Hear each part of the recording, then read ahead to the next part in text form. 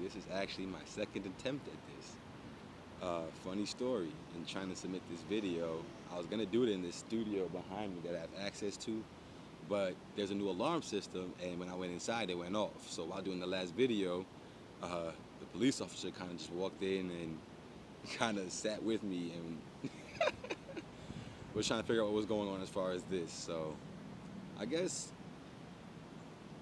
me being so peaceful looking, it made it an easier situation just now. But here's trial number 2 at my first submission for my practicum and the teaching component of my yoga teacher training 300-hour course.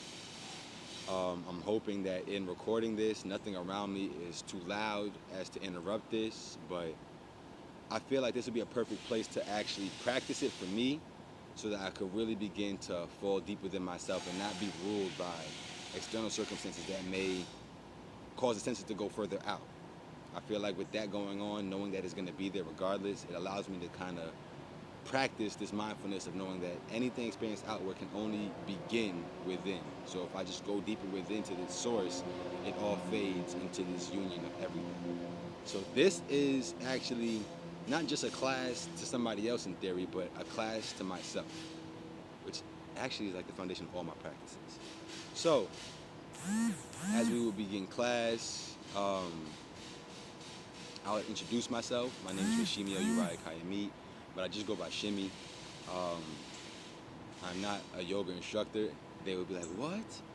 No, I'm just here to show a few methods that I've learned to help you realize that you are yoga or this ultimate union, regardless if you're conscious of it or not. The practice is typically hatha based for the beginner, so I'm believing I'm gonna move through this a little more progressively. So I always start them with hatha as a simple foundation of just balancing ha and da, or the solar and lunar energies, balancing just both hemispheres of the brain, both hemispheres of the body, and trying to find that alignment in center.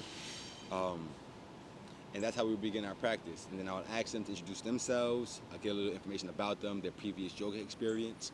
I would also ask if they had any previous injuries, any previous traumas to the body, any limiting illnesses or ailments as far as physical or what we would know as common diseases, especially living in the Western world. We already know that from the beginning, most hamstrings, back, and neck are tight just from being seated in chairs all day. So we always approach a practice from getting a background on them and also coming in with knowledge of the environment that they are in every day. So with that said, I'll start teaching myself because we had a few incidents of corona and this virus recently, and everything's starting to shut back down. So the availability of actual demonstration students are limited, but it will not stop what is to be. So class begins by just finding awareness in any posture. It can be an easy pose. If you want to advance it to other poses, we can go into Siddhasana, we can go into lotus pose. You can begin with your legs straight out in front of you like this. You're gonna bring legs together. However you find yourself comfortable in your initial posture. Once you find a general stability in that posture or asana, I want you to bring awareness to the breath. Bring awareness to the inhale and the exhale. If you find the body swaying, allow it to sway. If you find it moving in circles, allow it to move. Use this movement to fall into a more stable or comfortable asana.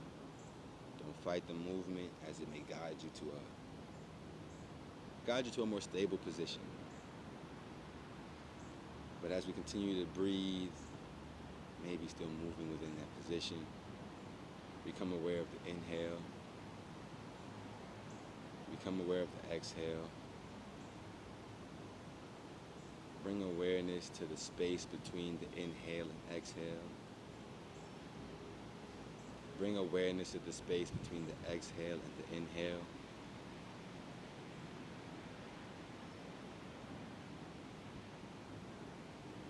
Bring awareness to the filling of the diaphragm or the belly, the filling of the chest, the subtle rising of the shoulder. Still embrace the pause between the breaths. As we exhale, allowing the shoulders to gently fall, the chest and the abdomen to gently sink.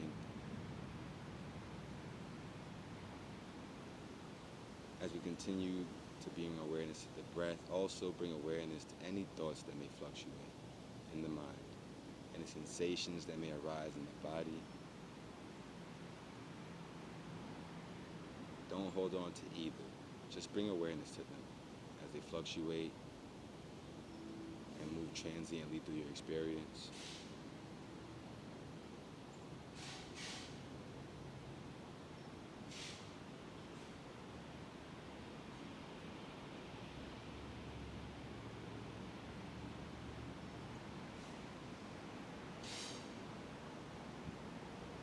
If you would like, I would ask you to now think of an intention for your practice,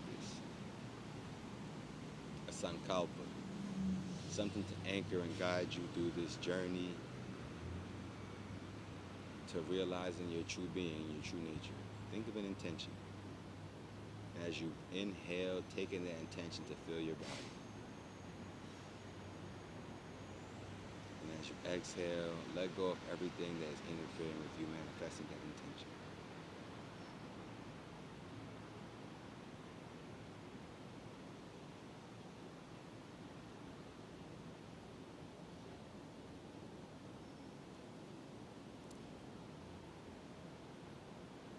On your next inhale, we're going to bring both hands together, palm to palm, in Namaskar pose, holding our hands in front of our heart.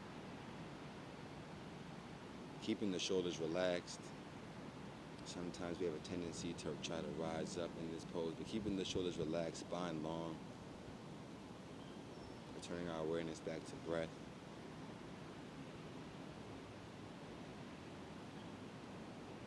On the following inhale, we're going to rub our palms gently together. Once you feel your palms heated, you're going to place your cupped palms over your eyes, blinking into your palms, then closing the eyes and rubbing the eyes, massaging the eyes, massaging the forehead, the temple, the cheek, returning to the nose and the sinuses, even the brow. As we come back down to the face and the cheek, massaging the neck.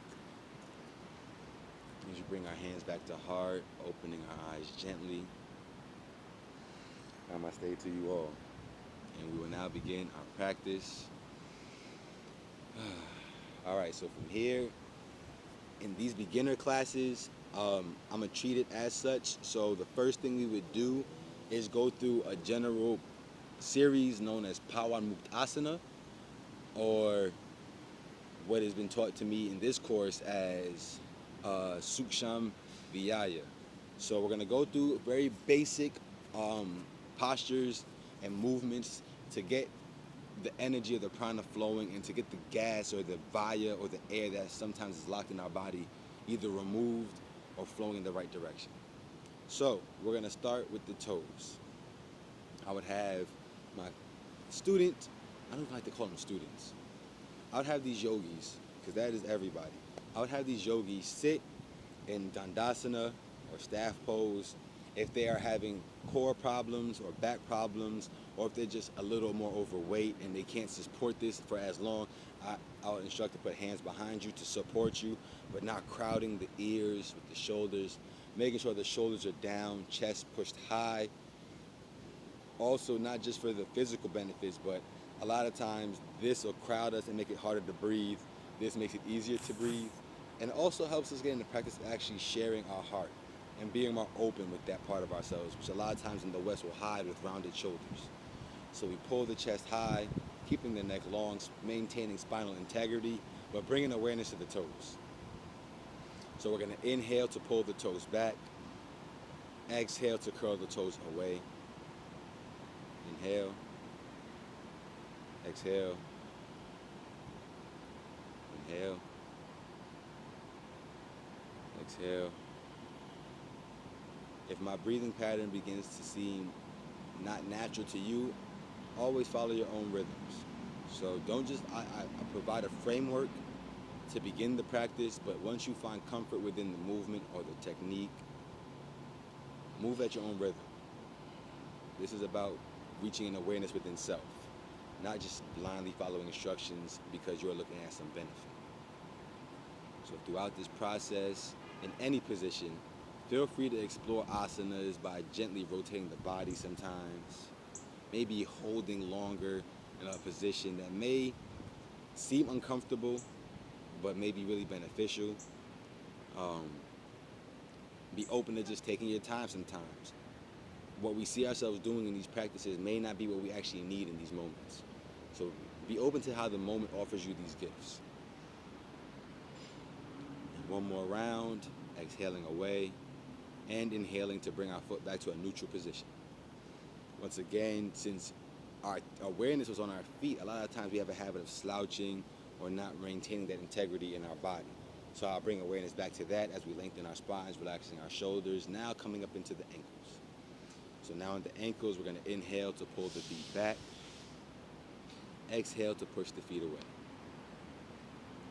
Inhale to pull the feet back. Exhale to push the feet away. Inhale. Exhale. Inhale. Exhale. Now I'm going to instruct to continue at your own breathing rhythm. And if we were in a class, especially a smaller one or a smaller group, I would do an exaggerated breathing with each movement just to be a subtle reminder to all of the students on where their awareness should lie. Like once we get the body in motion, the awareness should return back to the breath, which anchors all these motions.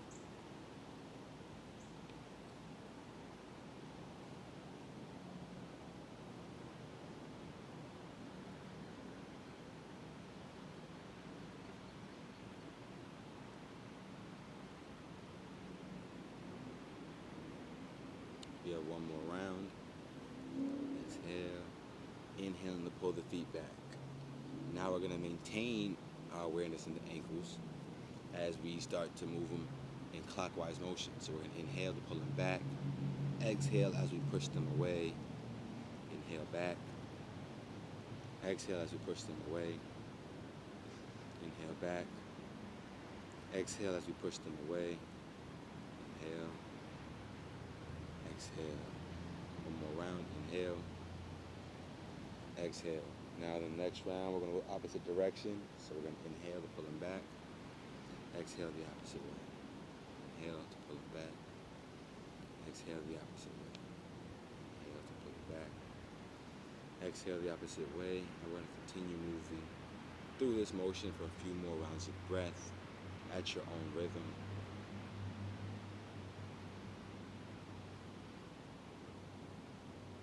Maintaining that spinal integrity. Not exerting unnecessary effort in the achievement of these movements.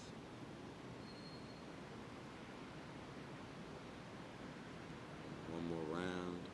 On the next inhale, we're going to stop our feet back in the initial position. Now we're going to inhale to pull the feet back, and we're going to exhale them away, going in opposite directions. So as inhale, they come together and back. Exhale, they go away. Inhale. Exhale. Inhale. Exhale. Inhale.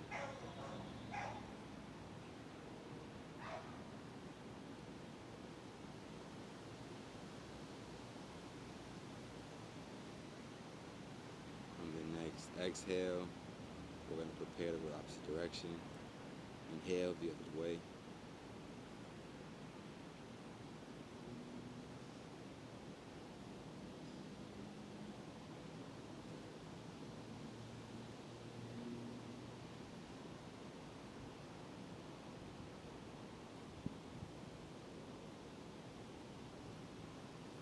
We have one more round. Exhaling. The next inhale, we're going to bring our feet back.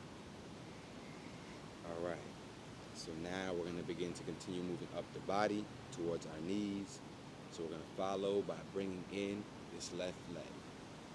Honestly, in class, I wouldn't even say which leg. I'll be say by bringing in one of your legs. Typically, they mirror. So a lot of people like to mirror because less requirement on the actual mental thing. They can focus more on the practice. So I'll say bring in one leg. Don't force it. Wherever it lies, it lies. It's perfect. And from here, we can either interlace our fingers on the hamstring, or we can hug the hamstring to support the leg, because some people have more leg than others. So to compensate for that variation in upper body strength, you can either interlace fingers or hug the leg to the body. Once the leg is held to the body, from here, I'm going to instruct on the inhale, we're going to extend. Because when I say lift and I demonstrate, sometimes they get intimidated by the leg coming straight up. So I'll just say extend on the inhale, so that if their capacity is more out than up, they still gain the same benefit by moving the knee joint. So they're going to pull the leg into the chest, and on the inhale, we're going to extend. So inhale, exhale. Reminding them to keep the shoulders relaxed, not to hold any more tension than necessary to complete the task. Inhale, exhale. Inhale, exhale. Inhale, exhale.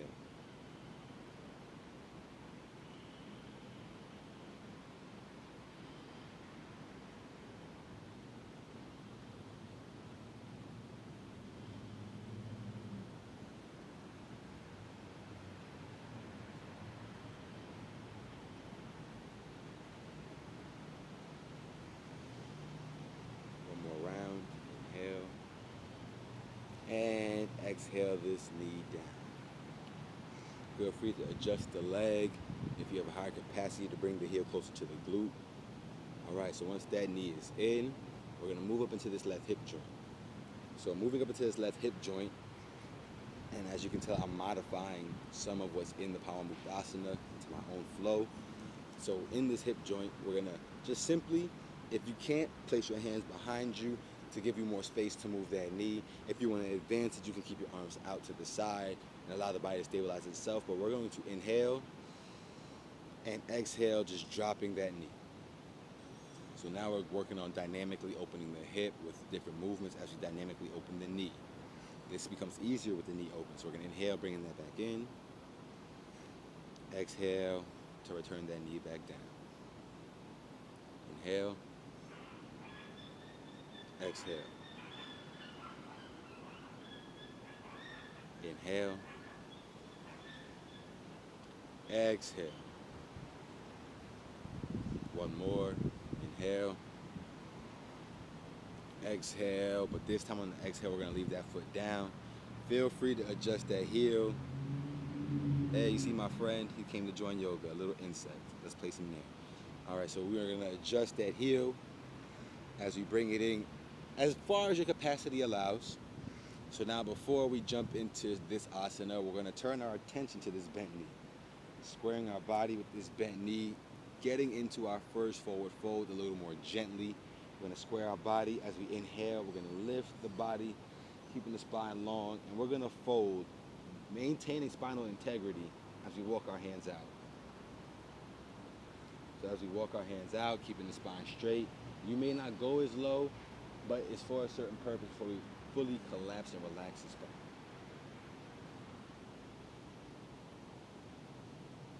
Keeping the gaze between the fingertips, slightly in front of the hands.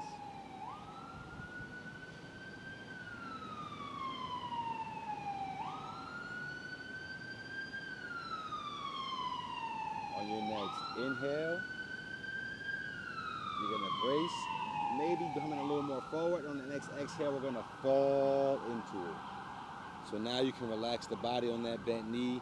Maybe you're coming down to your forearms to support you. If your knee, you can't take that weight of you laying on it. Bring your awareness back to the breath. Irregardless of all the noise around you, your breath is your focus. It helps ground everything.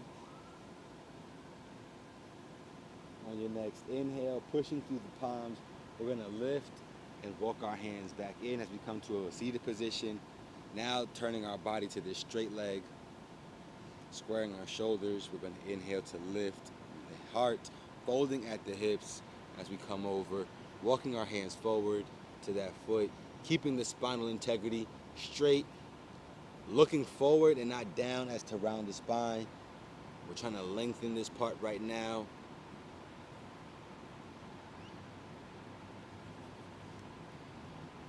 And on your following exhale, we're going to just relax, folding a little more deeply into it.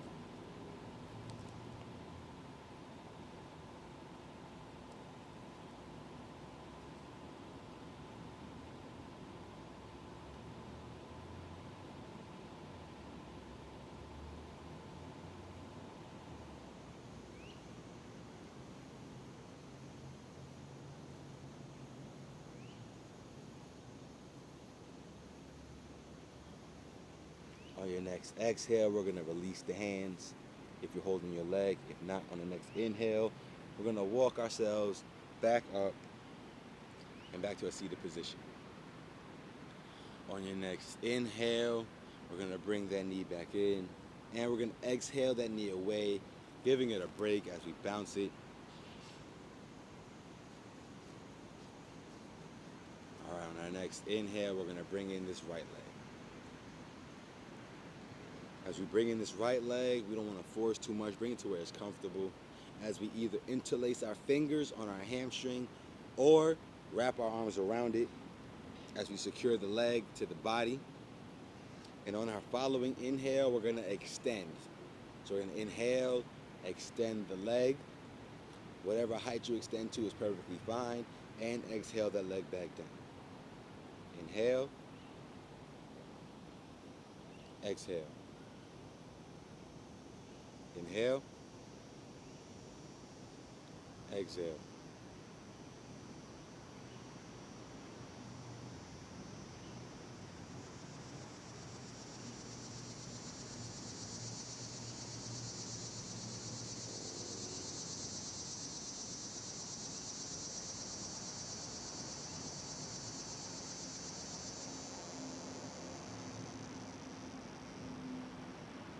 One more round. Inhale. Exhale. In a class like this, it will be very little physical contact as far as adjusting students, just because in these initial classes, I want them to get more experiences exploring their own narrative and exploring their body without excessive guidance and instructions. Just general overarching themes that you may see that may take away from the experience. Like spinal integrity, which compromises the ability for blood to flow and oxygen to circulate, and the connection between the root and the higher parts. So, once again, we've got this foot in, maybe adjusting if you would like. If you need to, placing hands behind you for support. Now, when pressing hands behind you for support, I should have said this before, if you have wrist issues, don't place your fingers directly forward. Maybe turn them out 45 so that you don't create a compression in the wrist by having them pointed forward and you leaning back on them. With that said, get this leg pulled in. If you want to advance it, keep your arms forward. We're going to inhale, sitting tall. Exhale, dropping that knee. Inhale to internally rotate the leg. Exhale to externally rotate the leg. Inhale. Exhale. Inhale. Exhale. Inhale. And finally exhaling, leaving it down this time. Once you place it down, feel free to adjust the foot, maybe bring it in a little closer. Adjust the sitting bone if need be as you find your place. Find stability within this asana. Once we find stability within the asana, we're going to turn our attention now to this bent knee. With our attention on this bent knee, we're going to square our bodies, inhaling to lift from the heart, keeping the spine long, exhaling as we fold at the hip, keeping the spine straight as we come over that bent knee.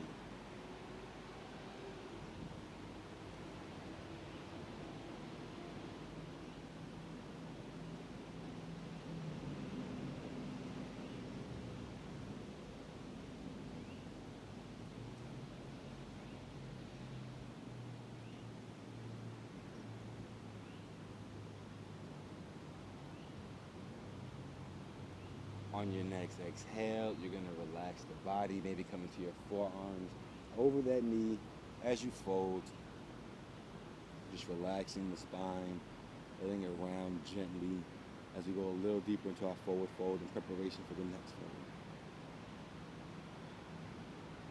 fold. Also stretching out that knee as we push through our palms on the next inhale, come back up, walking our hands back in as we come back to our seated position. We're now going to square our body with this straight leg, inhaling to lift the spine, exhaling as we fold at the hip, coming into our next forward fold. Again, I just skipped, so we're going to keep the spinal integrity as we keep the spine long. Gaze going forward. We are now ready to round the spine.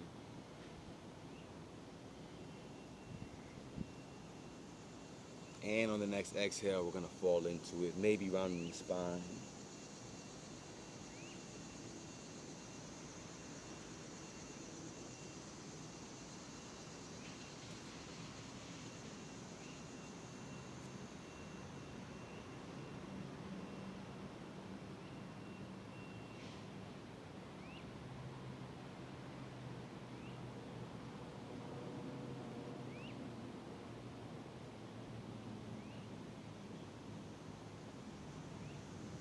On your next exhale, we're going to release the hands, placing the palms firmly, inhaling to come back up. We're going to inhale to bring in that right knee, exhaling it away. Going to bounce it up and down, help it loosen up. Maybe shake the quad muscles in and out, help loosen up that tissue a little quicker. All right. Now we're going to go a little deeper into our forward folds for both legs before we move up. So we're going to point both feet in front of us about hip width apart. If you're struggling touching your toes, or if you find yourself having more of an abdominal issue as far as it being bigger, also give them the option of widening their feet a little more so they have less in the way when they forward fold. But if not, we're going to do it more the traditional way. So we're going to be in Dandasana, pulling our feet back. We're going to inhale to lift, lengthening the spine. We're going to exhale to fold at the hip, bringing our hands forward, keeping the spine long, really pulling at the hamstring and the lower back, even into the calves.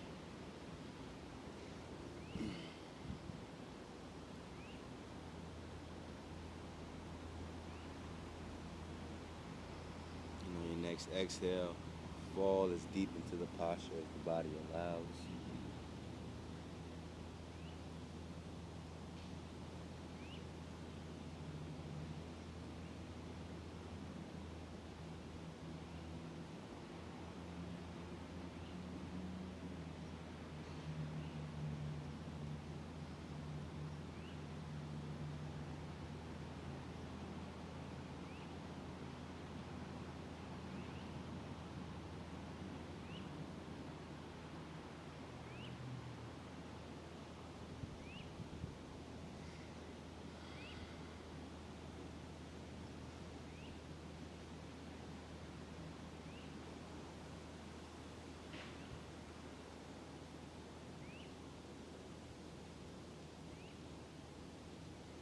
On your next exhale, we're going to release the hands, pressing into the earth as we inhale, come back up into our seated position. All right, now we're going to move up into the spine. All right, from there, we're going to pull in the left leg. Now, before we go into the spine, let's go a little below the spine into the glute and the hips a little deeper. So with this, we're going to grab the left shin with the left hand. You can either bring this foot to the opposite hand, maybe to the opposite forearm, or if you advance it all the way up to the opposite elbow, take this hand under, grabbing the thigh, hands come together. If you can't, and most of my people that do yoga with me, they may start down here. So you'll hold the foot, pulling the toes back, maintaining that engagement or activity in the foot to protect the tendons in the knee, and you'll keep the knee square. Or you could just rest it on the thigh If that's your starting point, you might just rest on the thigh, let it open as you just sit high. And then once you get comfortable, you may start lifting the leg up a little as you go a little deeper into the glute and hip stretching. So that is the different progressions and regressions of that asana. So we're going to go into it now, placing it in the elbow. For this class, pulling in and up. If you want to also advance it, you can also lift the foot a little higher as you pull in, which is going to go deeper into the hip and the glute region.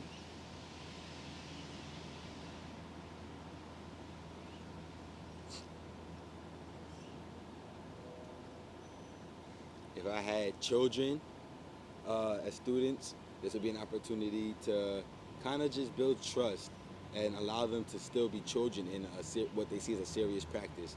And all I would do is just wipe my nose casually as if I'm not paying attention to anybody watching me. And they would giggle, and then there'll be a relationship built where they see that this is not something that's separate from them. And they can relate all these practices to their life a little more clearly as you maintain like the gentleness in the practice. On your next exhale, we're going to release this, taking this leg across the straight leg. Once we're here, we're going to begin our spinal twist by taking that same elbow, maybe even forearm inside that knee, other hand coming behind us, keeping both hips on the ground as we turn our gaze beginning to the side. If you want and you feel comfortable, we're going to inhale, create space, exhale, going a little deeper into the twist as we keep both hips on the ground.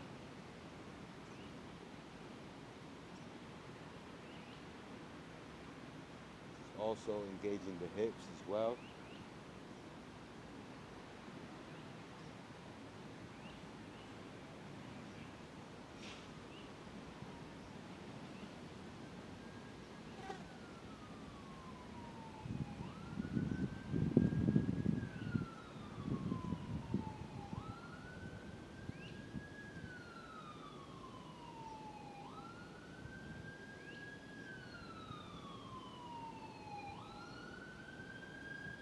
On your next exhale, we're going to come back forward, maybe readjusting that leg if need be. And now we're going to inhale as we take this, maybe starting with the hand as a gentle pull in. For some of my older people, some people who may have tighter hips or bigger bodies, they may start with the hand. If the hand gets good, maybe they come to the forearm, getting the back of the forearm to it as they come in. Hopefully they come into the back of the tricep, or they advance it all the way up to the armpit. So if we get here, we're going to stay here, turning our gaze first to the side as we inhale to create space. Exhale, going a little deeper into the twist.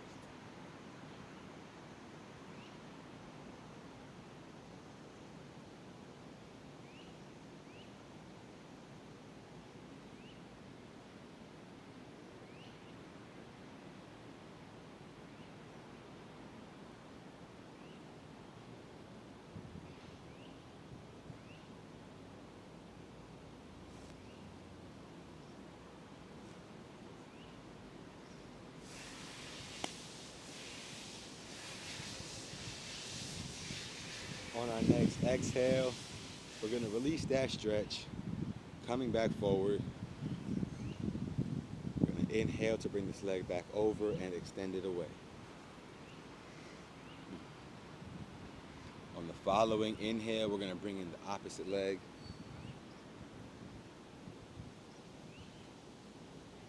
Once you bring in the opposite leg, we're going to take it the same way as the other one, so you can grab it on your foot, you can bring it to the hand, bring it to the forearm, or bring it to the elbow as you start opening up these hips and the glute. So we're going to hold it close. If you want to advance it, you can also lift up higher as you pull into the body, going deeper into the hip and glute.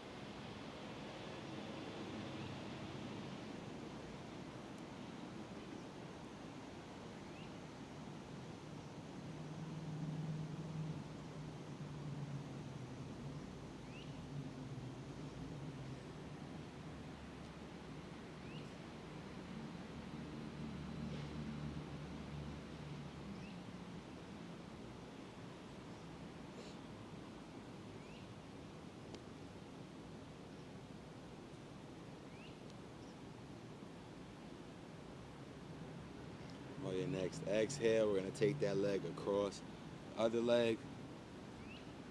Woo! These mosquitoes are feasting right now.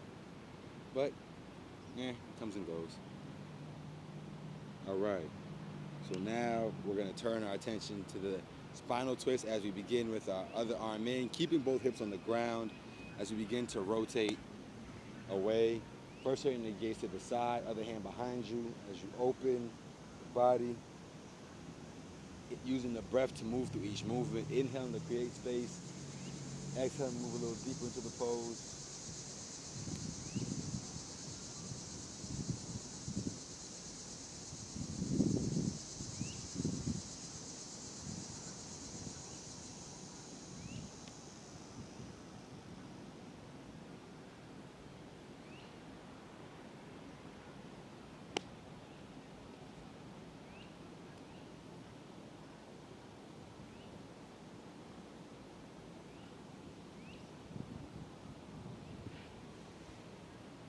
On your next exhale, releasing to come back forward. Once you come back forward, gonna turn our attention to the opposite side, maybe beginning with the hand as you pull in, other hand behind you to support you, keeping the spine long. Maybe you hug, you get a little deeper. Maybe you're coming to the opposite elbow to get a little leverage. Maybe the opposite armpit as you go a little deeper into these postures. And we're gonna turn our attention behind us as we stretch the opposite spine.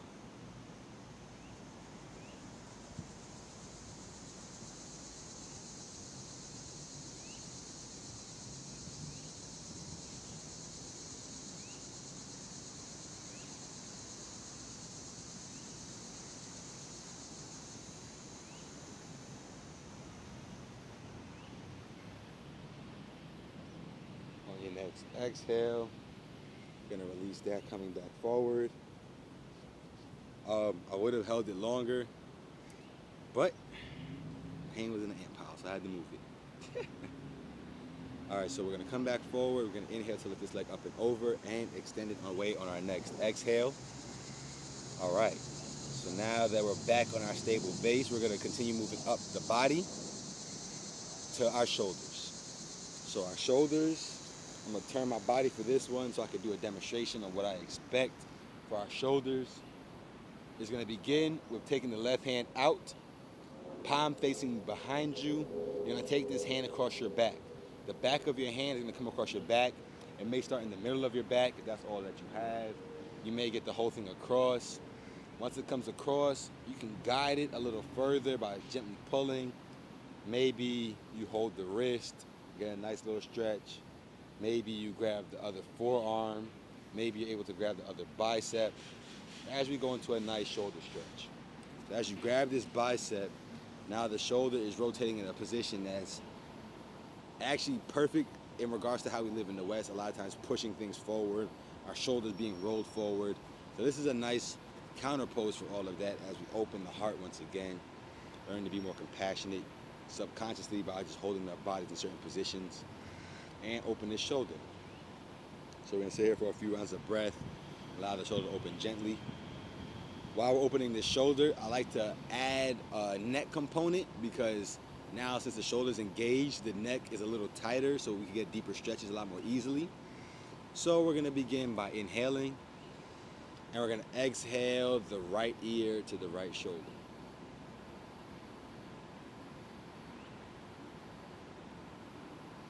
Once we're here, feel free to kind of roll the head down just a little, roll the head up just a little, getting a little deeper into the side of that neck.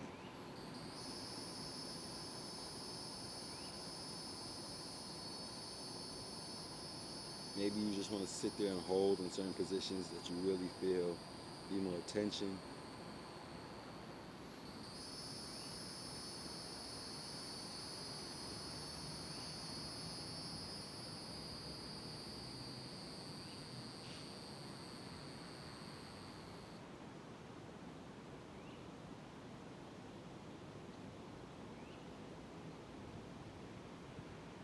On your next inhale, we're going to bring that neck back up. On the following exhale, we're going to release the stretch, bringing this arm back out. rotating your back and down. All right. Now that we did that arm, we're gonna go to the opposite arm. So we're gonna inhale to lift this hand up, palm facing back. Exhale, bringing the back of our hand across our back to the other side. Maybe it stops in the middle of your back, which is fine. You get it over, maybe gently pulling a little deeper, interlacing fingers. However you feel the need to execute this asana, just maintain the certain integrities as far as spinal length. Make sure you're not creating any unnecessary compressions. All right. Now we're going to continue to breathe as we hold this position. Returning back to our neck. So now we're going to inhale and exhale our head, our left ear to the left shoulder.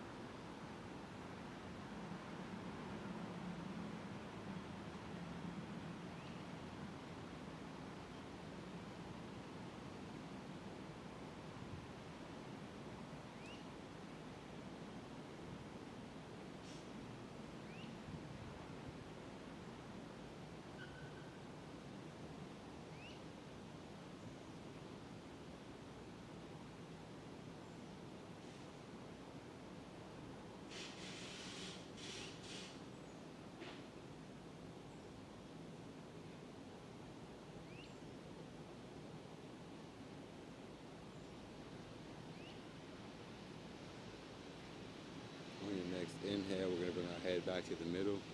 Exhaling to release the stretch again. Bringing the arm out, rotating forward. Whew. All right. Now we're going to go a little deeper into it, doing both arms. So we can start off with both arms behind the back, either going fist to fist. If you want to advance it, you can go elbow to elbow. As you grab other elbows, maybe just on the forearms as a little progression. And if you want to advance it, then you can go up into reverse namaskar pose. And push your hands up either higher on the back if you have the availability to open. So we're going to begin by opening up our shoulders by going into our double shoulder opening. So you can be in reverse namaskar pose.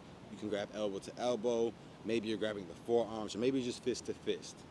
All of them are perfect as we fall into this posture. Remembering to be aware of breath as we open our shoulders gently. Now that we're here, we're going to return back to our neck. We're going to inhale, exhale, turning our head to the left. Inhale to the middle, exhale to the right. Inhale to the middle, exhale to the left. Inhale to the middle, exhale to the right. Inhale, exhale. Inhale, exhale. Inhale, exhale, inhale, exhale.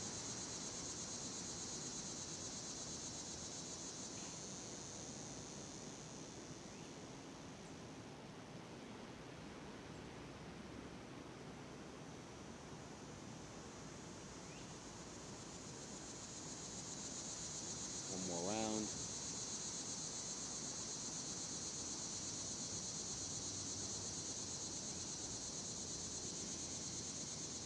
And inhale back to the middle. We're going to release the arms on the following exhale as we come back to our Dandasana or Dandasana variations as we're coming to our staff pose or seated poses. All right, so now that we're back here, we're going to finish off our neck portion. Returning back to the neck, we're going to inhale to look up. If you feel a compression in the neck and the skull, you could gently drop the jaw, which will release a lot of that compression as you inhale up through the nose. Exhaling down, chin to chest.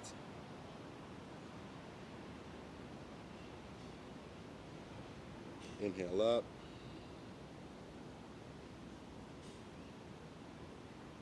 Exhale down.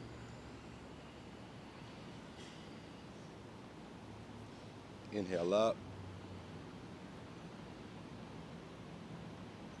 Exhale down. Inhale up.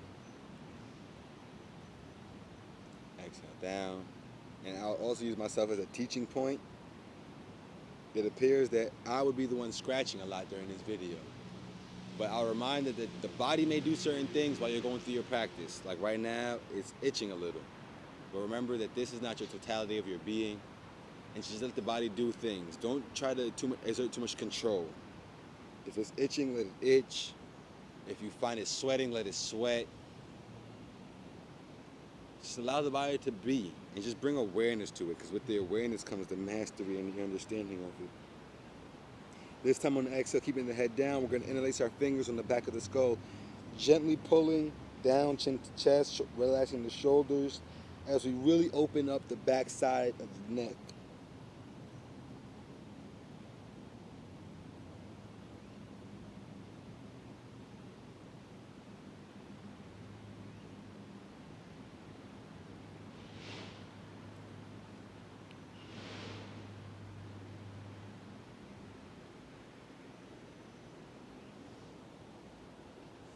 On the next exhale, releasing the hands, inhaling the head back up.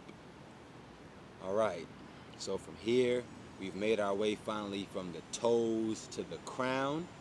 The body is generally warm and hot, so it'll allow us to move into a lot deeper asana, but we're going to continue with my basic, well, not mine, we're going to continue with this basic asana practice for all beginners to get them accustomed to just feeling the different parts of the body and how to engage them and how you're going to learn to incorporate and use them in higher level asana.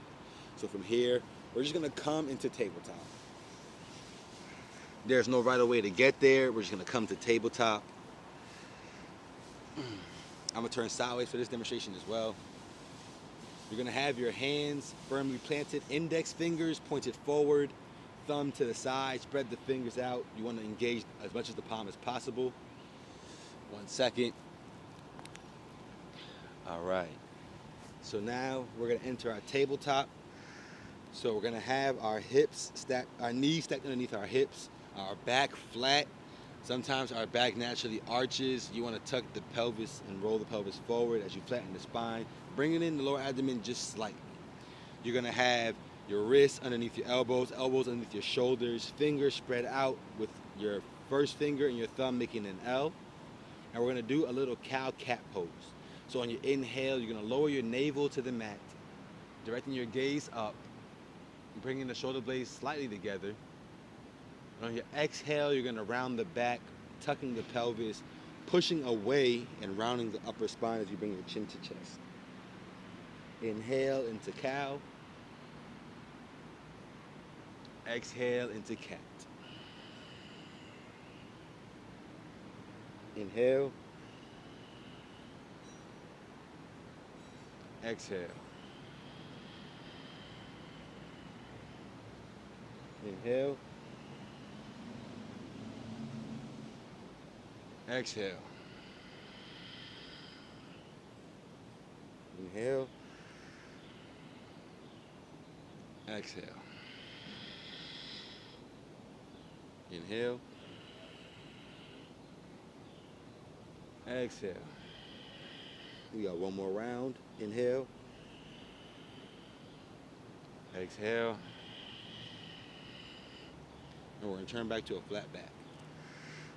All right, from here, we're just going to come into our stomach gently. So once on our stomach, I'm going to run through this part a little quicker because I'm actually in the grass, and our grass is not as clean as everybody else's, and things on it bite and itch. So I'm going to go through this. If I move through it a little quickly, just understand it's still to fill the required time, which we will, but I may go back and just talk about it. So we're going to start on our stomachs, both hands in. We're going to bring our elbows right next to our chest and underneath our shoulders as we come into a Sphinx pose. Posturing up in a Sphinx pose, not allowing the neck to sink, keeping the neck high and long, pushing away through the elbows, engaging the palms, pushing the feet into the mat as you squeeze the glutes to protect your spine.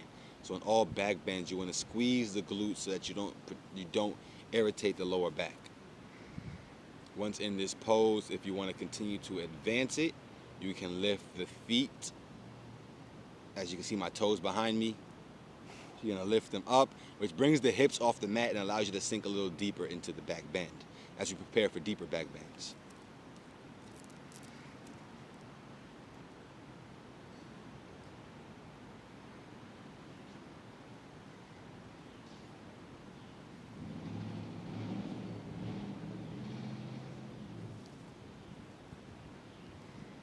All right.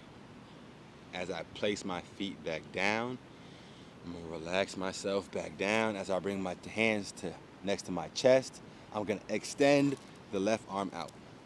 Now that the left arm is out, I'm going to bend this right foot. It is now bent. I'm going to lift this right foot up and take it over to the left side of my body.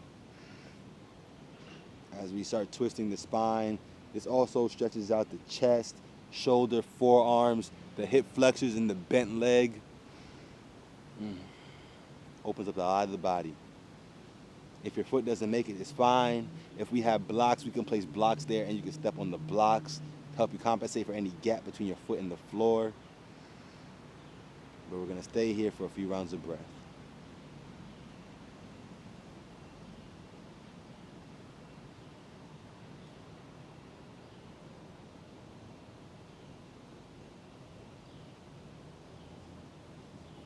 We're going to inhale to come back onto our stomachs.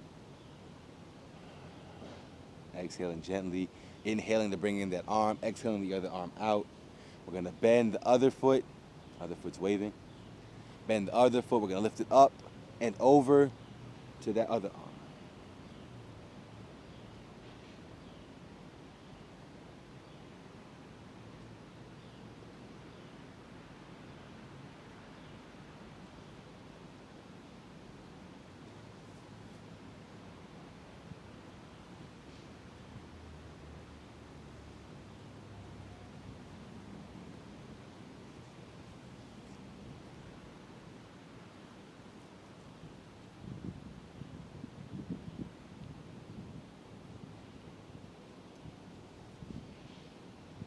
On the following inhale, we're going to come back onto our stomachs, bringing both arms in. We're going to shift back into our child pose. So as we shift back, we're going to shift back, sitting on our heels. If you would like, you can also widen your knees so you have a little more room to sit back into it more comfortably.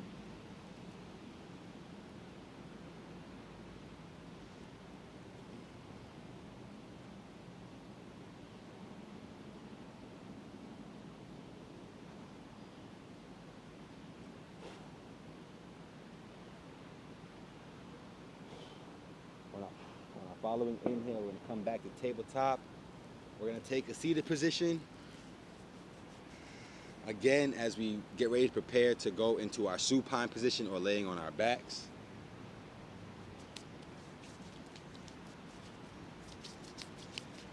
It's funny that we wipe ourselves off before we get ready to go right back into the same situation that got us dirty. So interesting, right? All right, so now that we're here, we're going to come onto our backs. So we're going to come onto our backs, bringing our knees to chest, pulling both knees in gently. As we pull both knees in gently, I'm going to move a little more quickly through this so I can finish the instructions. We're going to pull our knees into chest, getting a nice rounding of the back, extending the legs up for our beginners who need to be flat backed. But if you want to advance it, pulling the legs up and over as we get a nice stretch of the back leg, nice stretch of the rest of the body. If you want to advance it, you can press palms in and continue to lift up and over.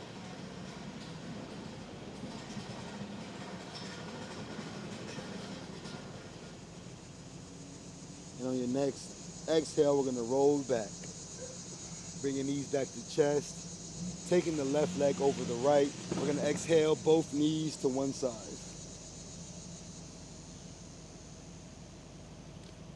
On your next inhale, we're going to come back in. And of course, these will be lasting a little longer, but Just gonna demonstrate. We would take this, right leg over left, going to the right side, and I'm inhaling back to the middle, unraveling both legs, exhaling them both away. I'm gonna sit up now because the grass is winning this war with the body. So I'm gonna sit up. We're gonna lay on our backs, entering Shavasana. So we're gonna be in Shavasana, feet about hip width apart, palms to the sky. Make sure you adjust the body so that there's no effort in maintaining relaxation. Maybe rolling the pelvis forward so that the back is more flat. And allow the eyelids to gently fall on your next exhale. Returning your awareness back to the breath. Back to the rise and fall of the chest. We'll actually return the awareness back to the rise and fall of the belly or the diaphragm, the chest,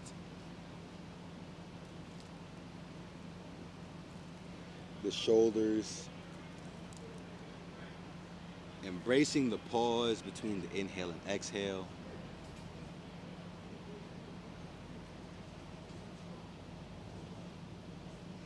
Embracing the pause between the exhale and the inhale.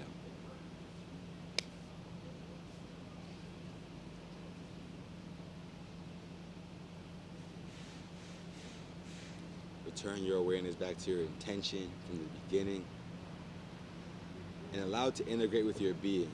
Because in Shavasana, which is known as corpse pose, it's also known as the pose of integration. So as we complete this practice, integrate everything experienced in it into your being. Bring it from the unconscious into conscious light.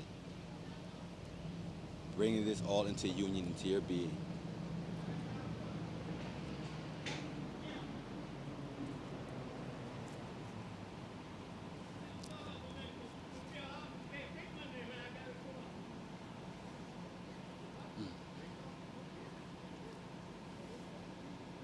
So right now, I'll be allowing the student to remain in Shavasana, just falling into the breath, raising that awareness within themselves. Right now, I would love to be in Shavasana, but I don't want to interfere with this ecosystem. They got a lot of things going on, and right now, me interfering is leading to certain consequences, so I'm just going to be understanding and allow it to be. Yeah. So as they're in Shavasana, if it was cold, because in India we were cold, they would allow us to put blankets on or our hats on before we lay down after a hot practice so we don't go from really hot to really cool. So if that was a situation where there's not central heating, that could be an option. But they would be in Shavasana. And once we get to the end, I would return them back by asking them to begin to wiggle toes, wiggle fingers, rotate ankles, rotate wrists, bend elbows and knees, stretch above the head, stretch the body below, stretch to the side. Just bring conscious activity back to the body, keeping your eyes closed.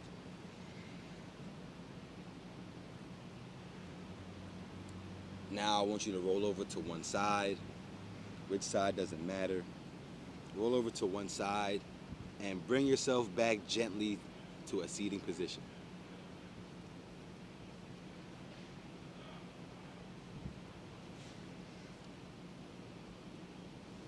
Once back in a seated position, giving them time to explore and navigate how they would do that,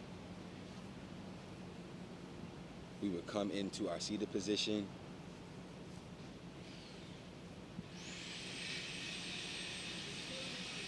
Keeping our integrity in the spine, keeping our eyes closed.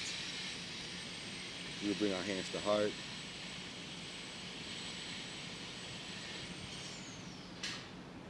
And from here, we would follow, honestly, the Ashtanga, the limbs of Ashtanga procedure and go into some pranayama. So I ask them to inhale and exhale, placing both hands on their lap as they open their eyes. And we would go into gentle alternate nostril breathing. So we do Nadi Shodhana. So I'll demonstrate that they can do the Yana Mudra as they sit, index to thumb placed in their lap. And they would place these fingers over the opposite, over the left nostril, leaving the right nostril open, inhaling through the right nostril, then plugging the right nostril as you exhale through the left, then inhale through the left. As you plug the left, exhale through the right. And we would go through that for a few rounds. We would go through that for about, I would ask for 9 complete rounds. So going back and forth would be 1 round. So we would go through 9 rounds of that. And after that, I would keep them with their eyes closed, as now they're just breathing naturally with both sides open. And we would come back to the practice, bring our hands to heart one last time, asking them to return to their intention one last time from the beginning of the practice. We would say 1 Om and 3 Shantis. So we would inhale, Om,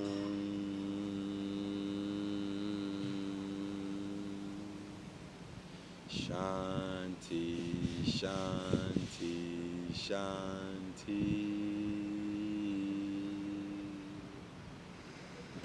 And then we bow with Namaste, having the understanding that Om is the original sound of creation, also representing the 3 levels of consciousness as we go from the most gross to the most subtle, or A to M. I'd also explain that Shanti is just peace. So as we chant Om, we are trying to create or invoke peace into our body and our vessel, into our life and everything. That would have generally been the class. And then the last 15, I believe you said you wanted feedback from the student. So I guess I would give feedback to myself. I was torn about whether to do pranayama before or after Shavasana, since Shavasana being the pose of integration seems like it should be the final thing. But when we learn in Ashtanga the sequence, it goes from asana, the stable, to being able to breathe properly with pranayama. So I didn't know how to navigate that, so you can see there's a difficulty in positioning that. Other feedback, maybe sometimes I speak too fast in certain parts. Sometimes I feel like I may be too wordy in explaining some of the asana or postures or the experience, rather than just giving really simple and concise explanations and allowing them to kind of navigate it by themselves. Some other feedback for me would include with the demonstrations. I did it on purpose too. With the demonstrations, sometimes it's good to demonstrate at their level and also demonstrate the more advanced. But if the group is at a certain level, it's beautiful to perform the asana at that level, so they feel like this is enough to get them to the higher levels, or getting to them the results of high levels of discipline.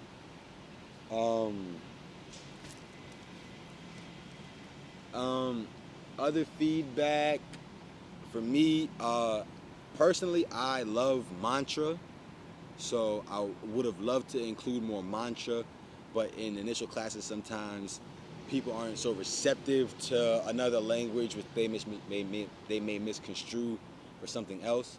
So I'm always mindful of that with the students and their knowledge of these other practices. So as we would progress through, I'll start introducing the idea of mantra in the class and speaking in Sanskrit while saying these mantras. But with all that said, once again, my name is Shimmy. This was my practicum for my 300 yoga teacher training. This was a lot of the asana from the Pawan Muktasana, or the wind releasing or prana releasing asana. It's also a few asana from the Suksham Vyaya series, put together just to open the body in the beginning very gently but very thoroughly, to prepare it for more difficult and asana requires different awarenesses of the body. So this being my first submission, I feel like should be one to actually set up and frame the ones that will come later. So through this one, I give all yogis who will practice a firm base and asana that they can perform every day that will end up benefiting their whole practice just by opening up all the gates in the body so that we can learn to move more freely within ourselves. And it's also a practice that at any level, also at any age, with my daughter and my son, more so with my daughter who's 3, who's been doing it with me for now a year and a half, it's a lot easier for them to access these asana than some of the other ones that may require a little more training. So it allows harmony not just within the self, but also within the community as far as different ability groups, different age groups, and different backgrounds of understanding. So that was my approach with this. Um, of course, I still have time in the video, so that would be left if I had another person where we could discuss their experience and how the body feels and just just gauge how the experience was overall for them. With that said, since there's no more for me, I thank you all for partaking in my first ever recorded um, asana session. I love it. Um, I don't know what else to say. I'm just really excited that it's actually done. So I'm gonna talk a little more. Like I'm just thankful that I was able to even be a part of this, and that I actually did it. Like it's a lot of things to think about it and know it's due, but to actually say like I did the first one, like I did it.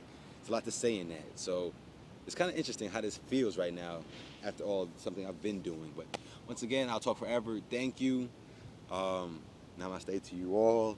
And like I say to my class, if you did this, I hope you feel better physically, emotionally, and not even better. I hope you feel more stable in all your bodies, or I feel better than when you came. Thank you again. My name is Shimmy. Um, love.